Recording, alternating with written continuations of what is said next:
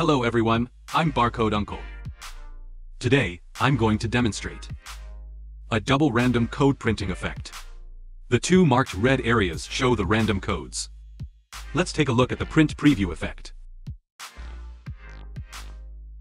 After the preview, you can now see the data displayed on both sides.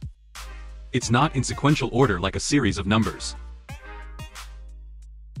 In other words, it's not the traditional 123,456 sequence. Additionally, all the numbers between the two labels are not consecutive. This is what we call random code printing. As for specific application scenarios, you can imagine them based on your own products.